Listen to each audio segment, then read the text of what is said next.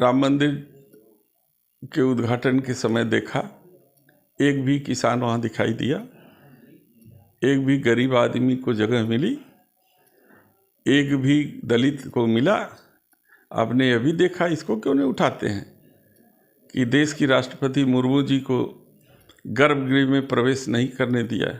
माँ की रक्षा करते हुए मैं शहीद भी हो जाऊंगा तो सरकार एक ऐसी व्यवस्था करेगी कि मेरा परिवार आर्थिक रूप से, सामाजिक रूप से उसे न्याय मिलेगा और अच्छी नज़रों से देखा जाएगा और पूर्व सैनिक का दर्जा मिलेगा।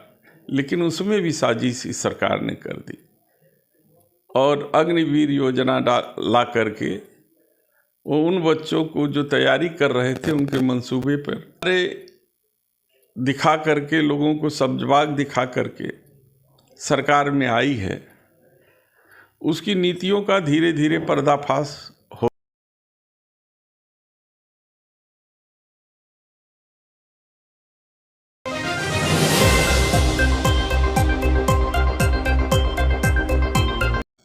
लोकसभा चुनाव 24 जैसे जैसे नज़दीक आ रहा है वैसे वैसे सियासती गर्मजोशी बढ़ते जा रही है। अभी हाल ही में सपा ने लोकसभा सीट पर अपने उम्मीदवारों का लिस्ट जारी किया है, जहां चंदौली से लोकसभा सीट मिली है वीरेंद्र सिंह जी को, और उनसे हम आए हैं बात करने और कुछ मुद्दों पर उनसे बात करेंगे और जानेंगे कोशिश की चंदौली से उन्हें सीट मिली है तो आगे की उनकी रणनीति क्या रहेगी। बहुत बहुत स्वागत है सर नवकाशी समाचार में आपका। धन्यवाद। चंदौली से आपको सपा से लोकसभा सीट मिली है तो आगे की रणनीतियां क्या रहेंगी, क्योंकि अभी भी चंदौली में दुर्दशा जो है काफ़ी बनी हुई है। देखिए, माननीय राष्ट्रीय अध्यक्ष जी ने मेरे जैसे कार्यकर्ता के ऊपर भरोसा किया है। मेरी पूरी कोशिश होगी कि उनके इस भरोसे को कायम रखा जाए और इस सीट पे विजयश्री हासिल किया जाए। जहाँ तक चंदौली का सवाल है, चंदौली से मेरा खून का रिश्ता है, घर घर में रिश्ते हैं। संगठन में रहने के कारण एक एक गांव घुमा हुआ है। किसान की पृष्ठभूमि है हमारी, गरीबी हमने देखी है, तो मुझे एहसास है कि गांव में रहने वाले लोग, गरीब, किसान, मजदूर, रोज कमाने खाने वाले लोग, बुनकर, इनकी कठिनाई क्या है। हम इन्हीं मुद्दों पर चुनाव लड़ेंगे और जो चंदौली क्षेत्र एक स्वाभिमानी क्षेत्र रहा है, उस क्षेत्र का बेहतर विकास कैसे हो सके, उसी को मुद्दा बना करके हम इस चुनाव मैदान में आए हैं। अभी हाल ही में भारत जोड़ो न्याय यात्रा कांग्रेस की गई लखनऊ, जहां पे सपा प्रमुख अखिलेश यादव नहीं जुड़े, तो क्या मतलब अभी भी गठबंधन में तकरार चल रही है? देखिए, ये राष्ट्रीय विषय है, इस पर राष्ट्रीय अध्यक्ष जी प्रकाश डाल सके हैं। नहीं, जैसा सुनने में आ रहा है कि सीटों को लेकर तकरार चल रही है, जिससे कि सपा अभी भी कांग्रेस से नाखुश है। नहीं, नाखुशी खुशी की बात नहीं है, सीट शेयरिंग का मामला चल रहा है और शीघ्र ही इस संदर्भ में दोनों दलों के शीर्ष नेता अपना निर्णय देंगे। हाल ही में स्वामी प्रसाद मौर्य, जो कि अपना एक नया पार्टी बना चुके हैं, और उन्होंने अखिलेश यादव पर काफ़ी बड़ा कटाक्ष किया। उन्होंने कहा कि वो ना केंद्र में है ना प्रदेश में है, उनकी कोई हैसियत नहीं है, फिर भी वो अपने आप को बहुत बड़ा और ऊंचा दिखाते। इस पर क्या कहेंगे?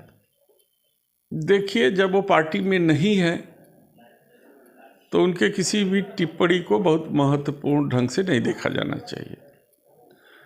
जब से वो पार्टी में आए थे तब से वो पार्टी लाइन से हट करके अपने वक्तव्य दिया करते थे, तो इसलिए हम उनकी बात पर कोई भी विशेष महत्व न देते हुए टिप्पणी नहीं करना चाहते। भाई, हाल ही में सपा की 2024 में रणनीति क्या रहेगी? देखिए, समाजवादी पार्टी पीडीए के माध्यम से गरीब, पिछड़ा, अल्पसंख्यक और उन कमज़ोर तबकों के साथ जोड़ने का काम कर रही है जिनको आज तक न्याय नहीं मिला। वर्तमान सरकार जो लुभावने नारे दिखा करके, लोगों को सब्जबाग दिखा करके सरकार में आई है, उसकी नीतियों का धीरे धीरे पर्दाफाश हो रहा है। वो नहीं चाहती है कि ग्रामीण गरीब के बच्चे शिक्षित हो, क्योंकि आज आप चंदौली क्षेत्र में घूमेंगे तो एजुकेशन के क्षेत्र में कोई काम नहीं हुआ है। न ही कोई बड़ा संस्थान खुला है, न कोई टेक्निकल संस्थान ठीक से है, न ही चिकित्सा के क्षेत्र में कोई ऐसा काम हुआ है, बड़ा काम हुआ है। अगर कोई नरवन, महाइच, सैयदराज आदि क्षेत्र से यदि कोई क्रिटिकल मरीज अगर उसको इमरजेंसी होती है तो कोई ऐसा संस्थान नहीं है जहां जाके तत्काल उसको इलाज की सुविधा मिल सके। केंद्रीय मंत्री रहे हैं, भारी उद्योग मंत्रालय उनके पास रहा है। जनता को बड़ी आशा थी कि कोई ऐसा उद्योग लगाएंगे जिससे चंदौली क्षेत्र के हजारों नौजवानों को रोजी रोजगार मिलेगा। लेकिन इसके रोजगार तो छोड़ दीजिए, छोटा सा कारखाना भी नहीं स्थापित हो सका। किसानों की स्थिति बदहाल है, मजदूर को कोई काम नहीं है। ऐसी परिस्थिति में लोग उनके जो इरादे हैं उसको समझ चुके हैं। एक रास्ता था रोजगार के क्षेत्र में, वो गरीब किसान का बेटा फौज में भर्ती होता था। कोई अमीर का बेटा फौज में भर्ती नहीं होता है। गरीब किसान का बेटा फौज में भर्ती होने के लिए तैयारी करता है। गर्मी हो, जाड़ा हो, बरसात हो, उठ करके सड़कों पर दौड़ता है, शारीरिक श्रम करता है और अपने को फिट करता है कि यदि मेरी नियुक्ति फोर्स में हो जाएगी तो मेरे परिवार का सम्मान बढ़ जाएगा। यदि माँ की रक्षा करते हुए मैं शहीद भी हो जाऊंगा तो सरकार एक ऐसी व्यवस्था करेगी कि मेरा परिवार आर्थिक रूप से, सामाजिक रूप से उसे न्याय मिलेगा और अच्छी नज़रों से देखा जाएगा और पूर्व सैनिक का दर्जा मिलेगा। लेकिन उसमें भी साजिश इस सरकार ने कर दी और अग्निवीर योजना ला करके वो उन बच्चों को जो तैयारी कर रहे थे उनके मंसूबे पर पानी फेर दिया। कोई ऐसा घर नहीं है चंदौली में जिस घर में 2-4 बच्चे पढ़ लिख करके ग्रेजुएट, पोस्ट ग्रेजुएट होकर के आज सड़कों पर घूम रहे हैं। ये सरकार संवेदनहीन है और उनकी तरफ उनका कोई जो है कि कार्यक्रम ऐसा नहीं है जिससे रोजगार मिल सके। सरकार चाहती है कि वो लड़के बेरोजगार हो करके उनके जिंदाबाद और मुर्दाबाद के नारे लगाएं उनके लिए। तो इस देश इससे तरक्की नहीं करेगा। जिस देश के श्रम शक्ति का उपयोग न हो, जिस देश में श्रम शक्ति की इज्जत न हो, वो से देश कभी अच्छी तरीके से तरक्की नहीं कर सकता। ये केवल फर्जी आंकड़े दिखा करके और मीडिया में उसको फ्लैश करके वो अपनी तरक्की को दर्शाते हैं। लेकिन आप आंकड़े में देखेंगे तो जो 2014 तक 55 लाख करोड़ देश के ऊपर कर्ज था, आज वो बढ़ करके करीब 200 लाख करोड़ जो है कर्ज में डूब गया है। यानी कि एक बच्चा जो पैदा होता है वो 1.5 लाख रुपए से के कर्ज के साथ पैदा होता है। आप उसके भविष्य की क्या कल्पना कर सकते हैं? तो इन सब चीज़ों को धीरे धीरे जनता समझ चुकी है और इनके लुभावने नारे पे नहीं आने वाली है। इस बार इसका मुंह तोड़ जवाब देगी और हमारा प्रयास है समाजवादी पार्टी का कि इन मुद्दों को पीडीए के माध्यम से जन जन तक ले जाएं, उनको असलियत बताएं और फिर भारतीय जनता पार्टी को बेनकाब करें। भाजपा की तरफ से एक वरिष्ठ नेता ने ये बयान दिया कि सपा सिर्फ पीडीए पर ही क्यों ध्यान दे रही है, स्वर्ण के लिए उनके पास कोई योजना नहीं है 2024 लोकसभा चुनाव में। पीडीए में वो सारे सवर्ण भी आते हैं जिनको आज तक न्याय नहीं मिला है। पीडीए में वो सारे लोग आते हैं, कोई जाति का वो नहीं है। पीडीए है उन सारे तबके के लोग जिनको न्याय नहीं मिल पाया है, जो दबाए गए हैं, वो सब पीडीए के अंग हैं।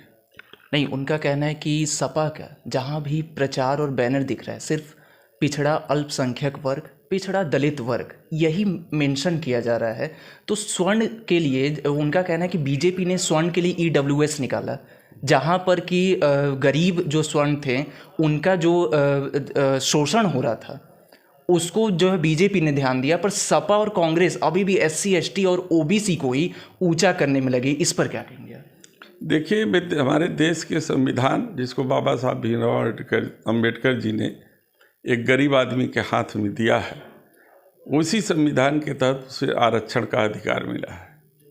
यह सरकार उसे ख़त्म करना चाहती है। संविधान खतरे में है। सवर्ण की जहाँ तक सवाल है, सवर्णों को ईडब्ल्यूएस के दर्जा के तहत वो बात करते हैं।